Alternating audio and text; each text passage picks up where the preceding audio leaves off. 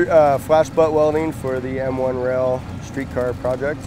Our first station would be the excavator that has a rail handler on it. He picks up the rail, spins it around and sets it down on the rollers, which starts the operation.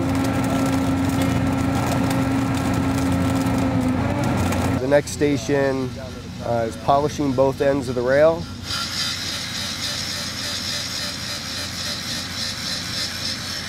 The rail is pulled through to the welder. When the rail reaches about 1600 degrees, the machine pulls it together and shears off the extra material. Then it's pulled down to the next station, which is the rough grinder and polish grinder. We're doing that in the same station today. And then he allows the tester to test the rail, which is a mag particle test.